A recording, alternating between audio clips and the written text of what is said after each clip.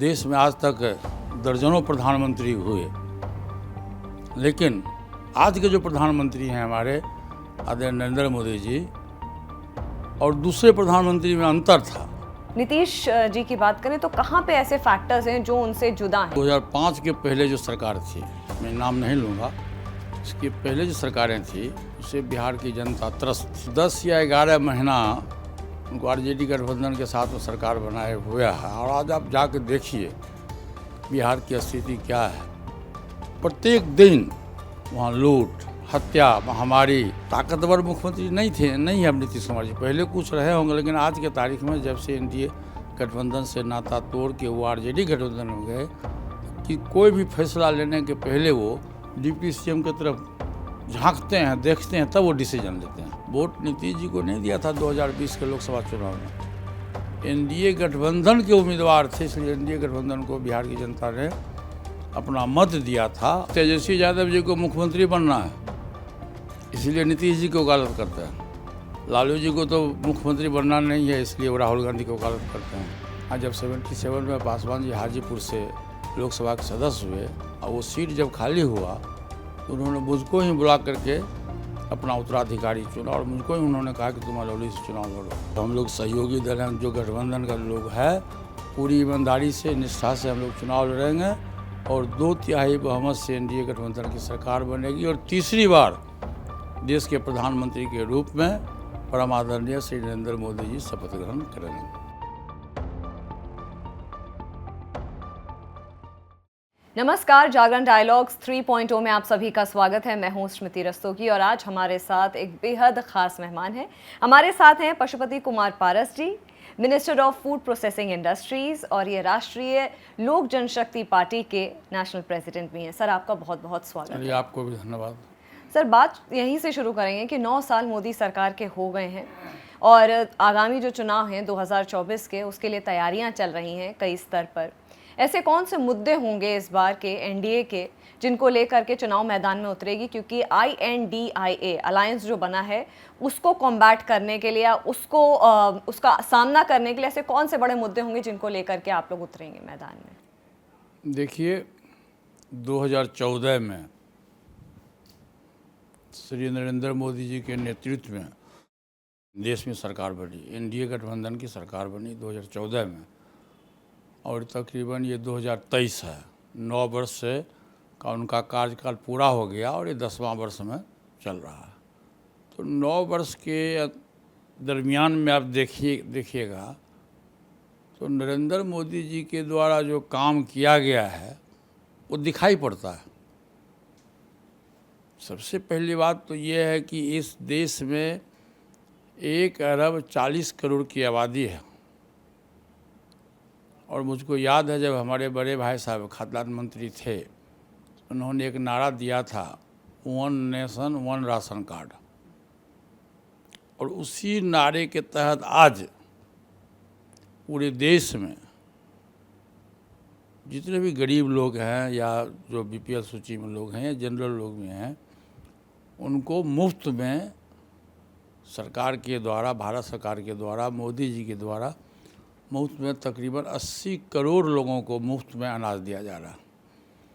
और देश में आज़ादी के बाद ये पहली घटना है कि आपको पूरे देश में कोई एक व्यक्ति भी ऐसा नहीं मिलेगा जो ये कहा हो अब 14 से लेकर आज तक में कि अमुक व्यक्ति भूख से मर गया।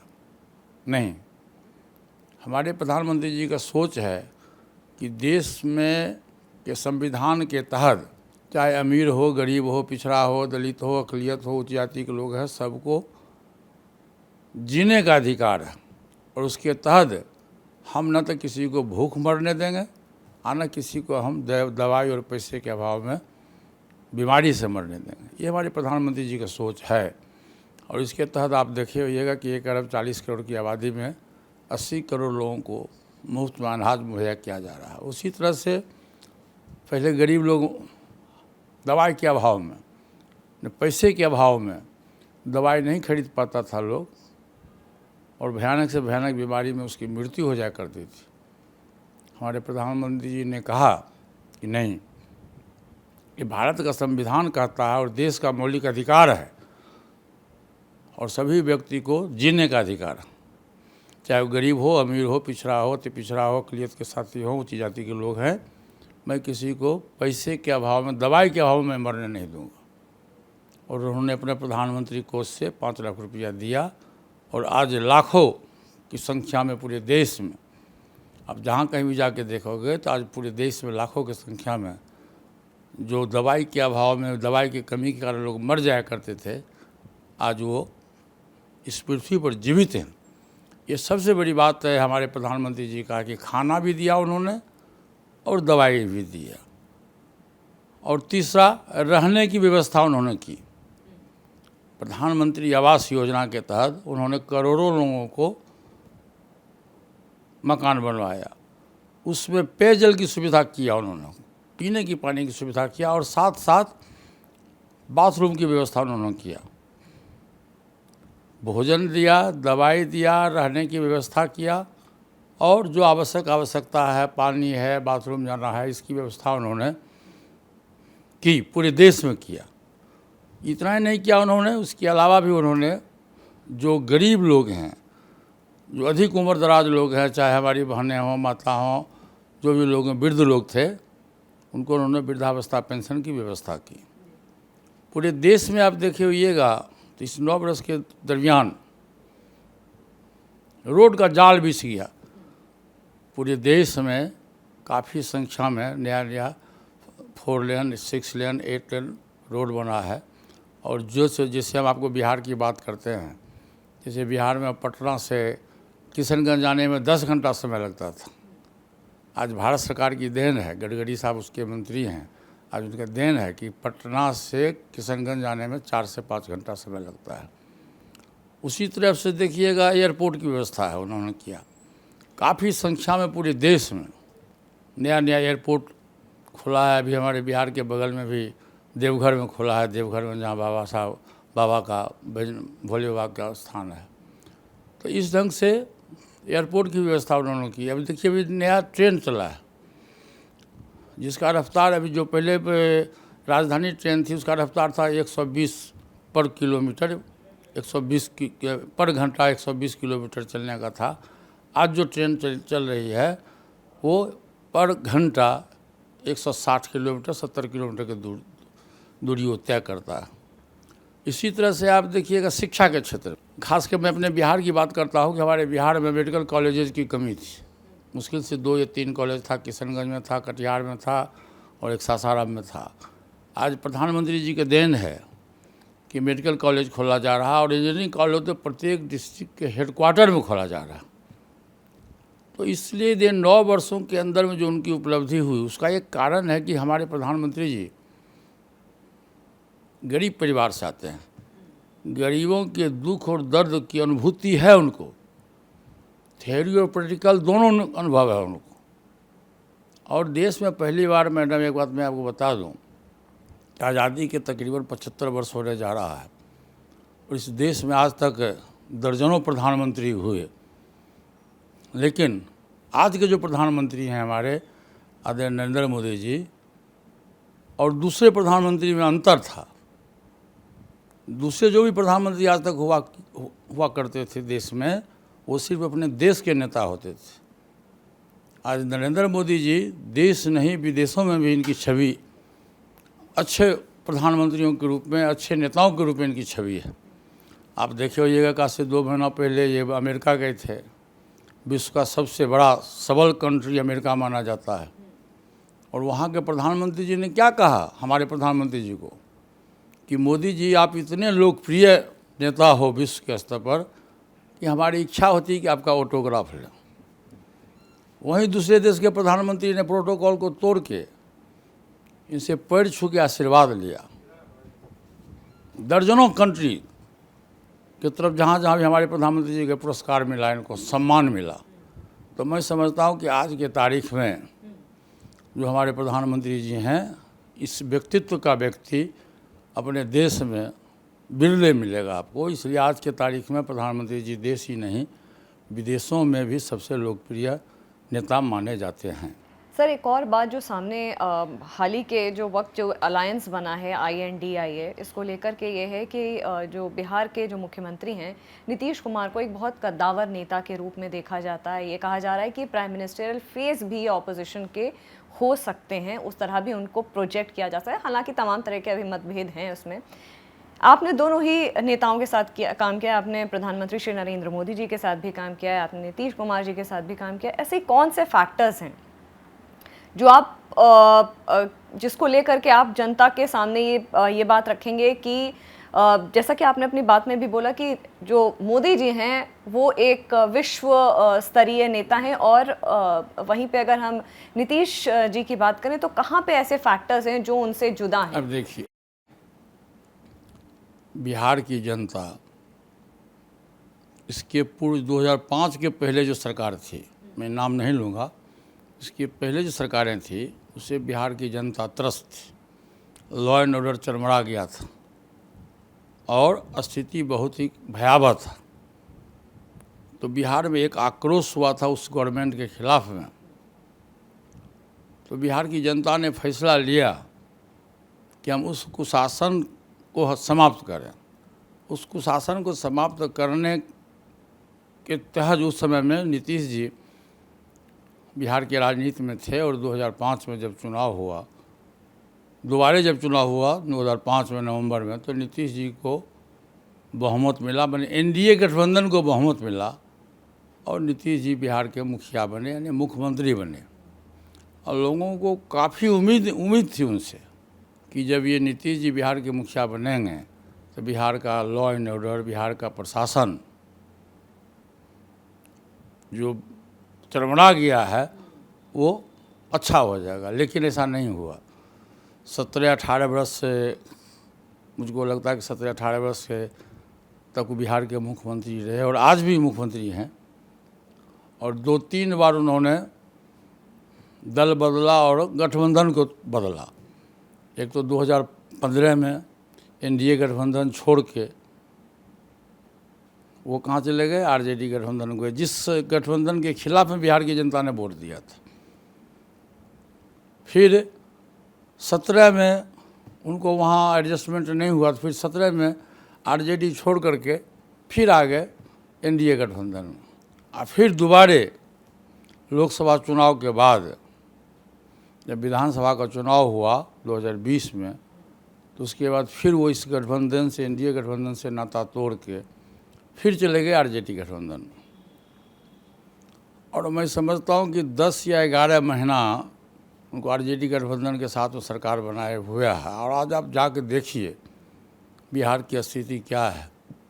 प्रत्येक दिन वहाँ लूट, हत्या, महामारी, और ख़ास करके सबसे अधिक 2 घटनाएं घट रही है। एक घटनाएं घट रही है दलित महिलाओं पर अत्याचार, दलित महिलाओं के साथ में बलात्कार करके और उसकी हत्या की जा रही है। आज से 4 महीना पहले अरवल में एक दलित महिला के साथ बलात्कार किया गया और उसकी हत्या कर दी गई, और उसके घर में आग लगा दिया गया। उसके जिसका परिणाम ये हो कि उसकी एक 7 वर्ष की बच्ची थी, वो भी PMCH अस्पताल पटना में उसकी मृत्यु हो गई। ठीक उसके 15-20 दिन के बाद फिर दूसरी दलित महिला के साथ में बछवाड़ा जो बेगूसराय जिला में पड़ता है, वहाँ भी सेम घटना घटी। दलित महिला के साथ में लोगों ने बलात्कार किया और उसकी हत्या कर दी। इसी तरह से आप देखिएगा रोज़ बैंक रॉबरी हो रहा है, बैंक डकैती हो रहा है। अभी जस्ट 15 दिन पहले कटिहार में बिजली आपूर्ति के लेके लोगों ने आक्रोश जताया, धरना और प्रदर्शन किया, तो वहाँ के पुलिस ने गोली चला दिया और 2 व्यक्तियों की मृत्यु हो गई। तो इस ढंग से देखा जा रहा है तो शुरू से लेकर आज तक 17-18 वर्ष में बिहार की स्थिति बहुत ही चरमरा गया। और आज बिहार में जैसे लगता है कि कोई किसी की सरकार नहीं है, और जो बिहार के मुख्यमंत्री हैं वो निस्सहाय मुख्यमंत्री माने जाते हैं। ताकतवर मुख्यमंत्री नहीं है अब नीतीश कुमार जी। पहले कुछ रहे होंगे, लेकिन आज के तारीख में जब से NDA गठबंधन से नाता तोड़ के वो RJD गठबंधन में गए, कि कोई भी फैसला लेने के पहले वो डिप्टी CM की तरफ झांकते हैं, देखते हैं, तब वो डिसीजन लेते हैं। इसलिए आज के तारीख में मैं कह सकता हूँ कि नीतीश कुमार जी सक्षम मुख्यमंत्री नहीं हैं।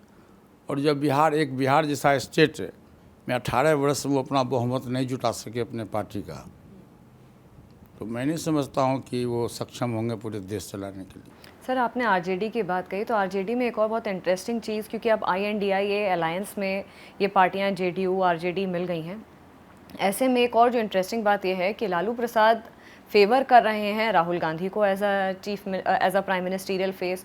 वहीं पे अगर बात उनके बेटे की जाए तो तेजस्वी फेवर कर रहे हैं नीतीश कुमार का। ये आप इस डेवलपमेंट को, चूँकि तेजस्वी यादव जी को मुख्यमंत्री बनना है इसलिए नीतीश जी को वकालत करते हैं, लालू जी को तो मुख्यमंत्री बनना नहीं है इसलिए वो राहुल गांधी को वकालत करते हैं।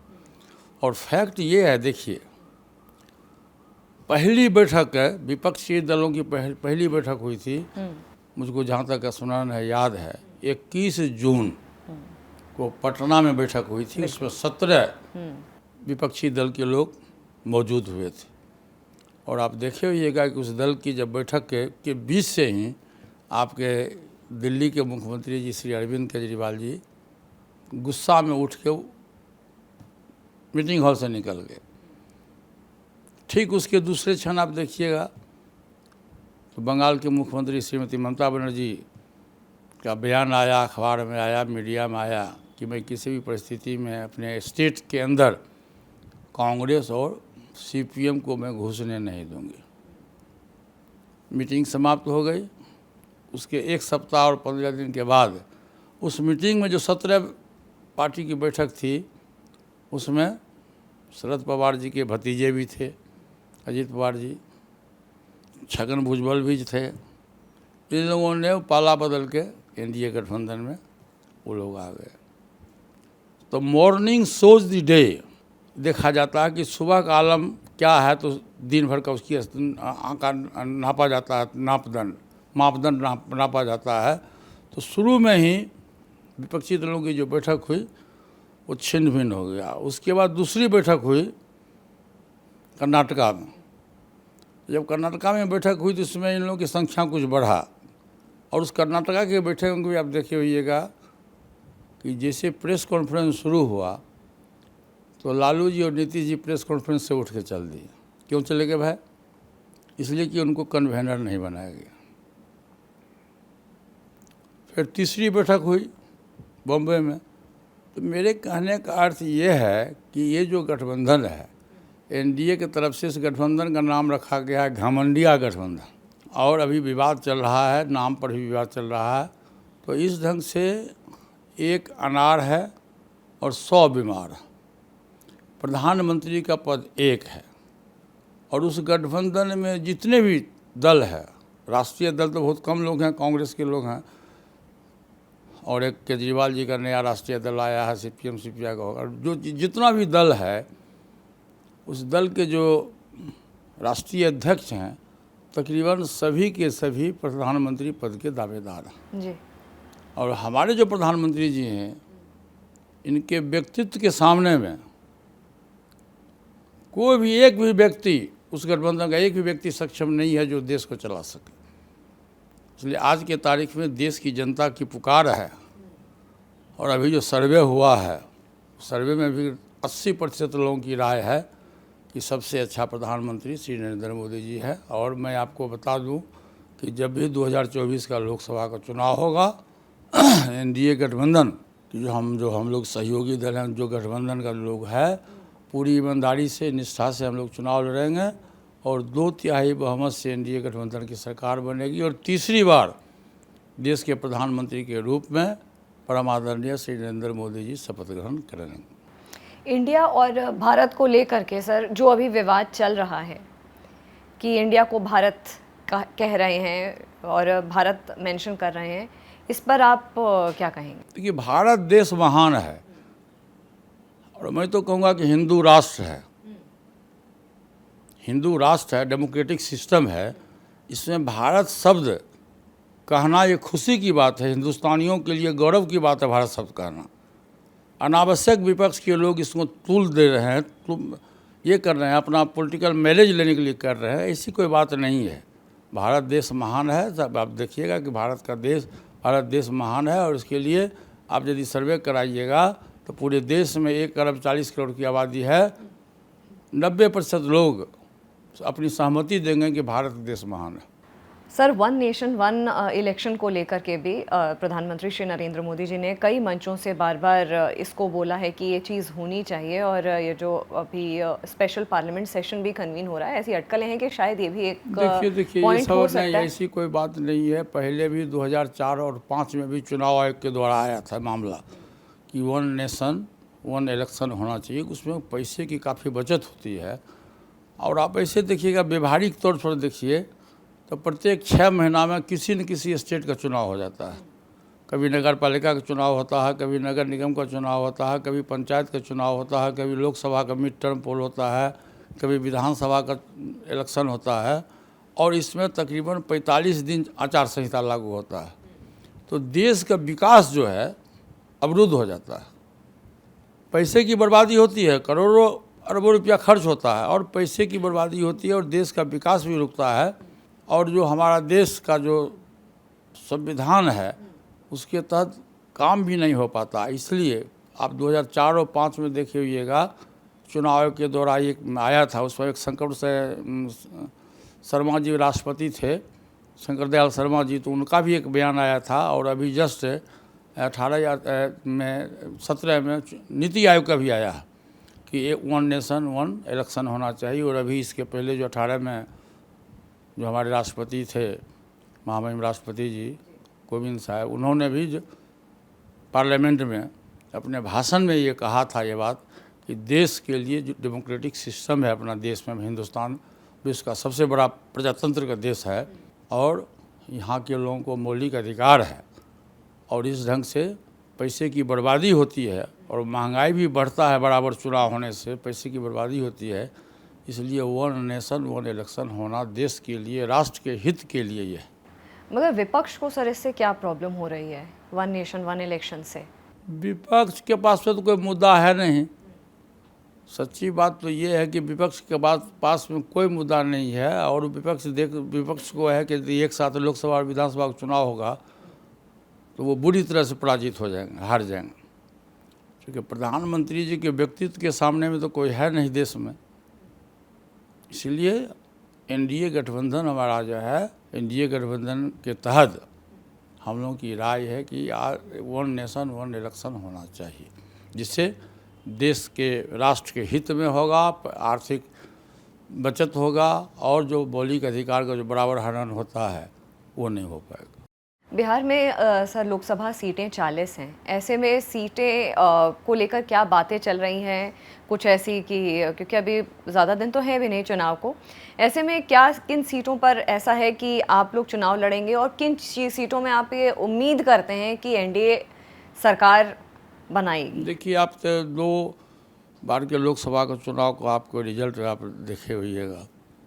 2014 में पहली बार जब एनडीए गठबंधन के द्वारा चुनाव लड़ा गया तो जिनके तरफ आपका इशारा है, नीतीश जी मात्र 2 सीट जीते थे। एक अपने गिरिडीह जिला नालंदा का सीट जीते थे और एक पूर्णिया का सीट जीते थे, मात्र 2 सीट जीते थे। और एनडीए गठबंधन को काफ़ी अच्छी संख्या में सीटें मिली थी। अभी जब 2019 का लोकसभा का चुनाव हुआ तो नीतीश जी हम लोगों के साथ थे, एनडीए गठबंधन के साथ 3 दल था बिहार में, भाजपा, जनता दल यू और एलजेपी, पुराना एलजेपी, और तीनों दल मिला के हम लोग चुनाव लड़े तो 40 में हम लोग 39 सीट जीते। आज भी तकरीबन वही स्थिति है, क्योंकि नीतीश जी, बिहार की जनता ने जिस आशा और उम्मीद के साथ और जिससे कुशासन के खिलाफ में नीतीश जी को वोट दिया था, वोट नीतीश जी को नहीं दिया था 2020 के लोकसभा चुनाव में, एनडीए गठबंधन के उम्मीदवार थे। इसलिए एनडीए गठबंधन को बिहार की जनता ने अपना मत दिया था और नीतीश जी बिहार की जनता से बिना पूछे हुए, एनडीए गठबंधन के लोग, उनका सबसे कम सीट था विधानसभा में 243 में मात्र 43 सीटें उनके दल को मिला था। फिर भी हमारे प्रधानमंत्री जी ने उनको बिहार का मुख्यमंत्री बनाया और वो बिना राय विचार लिए न तो बिहार की जनता से अपनी बात कही, न एनडीए गठबंधन से, और उन्होंने गठबंधन तोड़ के दूसरे गठबंधन में चले गए। आज बिहार की जनता उस गठबंधन से काफ़ी नाराज़ है और मैं समझता हूं कि जितना सीट हम लोग को 2019 में मिला था 39 सीट, 40-39 सीट, हो सकता है कि हम 40 में 40 सीट भी बिहार में एनडीए गठबंधन के तहत हमारी जीत होगी। हमेशा से सर देखा गया है कि जब बिहार पॉलिटिक्स की बात करी जाती है तो तीन ऐसे जो कद्दावर नेता हैं जिनका हमेशा से दबदबा रहा है बिहार पॉलिटिक्स में, रामविलास पासवान जी, लालू प्रसाद जी और नीतीश कुमार जी। ऐसे में जब एनडीए में आपकी भूमिका की बात करते हैं तो इस बार जो आगामी चुनाव हैं लोकसभा के, उसमें बिहार पॉलिटिक्स को लेकर के स्टेट लेवल पे आपको कितने बड़े देखिए उसमें देखा पासवान जाए? जी आज हम लोगों के बीच में नहीं रहे, हमारे बड़े भाई थे, देवता तुल्य थे, लेकिन हमारा जो वोट बैंक है बिहार में, सब लोग जानते हैं कि हमारा वोट बैंक क्या है। उस वोट बैंक में कहीं भी 1 पैसा भी 1% भी कहीं कोई कमी नहीं हुई है और पूरे बिहार के लोग जानते हैं कि पासवान जी देश के बड़े नेता थे, लेकिन ज़मीनी स्तर पर मैं ही कार्य करता था और मैं संगठनकर्ता शुरू से रहा हूं और 77 से लेके और आज तक तकरीबन मैं 7 बार बिहार विधानसभा का सदस्य रहा, 1 बार विधान परिषद का सदस्य रहा और 9वीं बार मैं लोकसभा का सदस्य बना हूं। और जब जब भी मौका आया, मैं आपको एक बात बता दूं, मेरा गृह जिला है खगड़िया, जहां अलौली एक रिजर्व सीट है, जहां पासवान जी वहां से विधायक हुआ करते थे 69 में।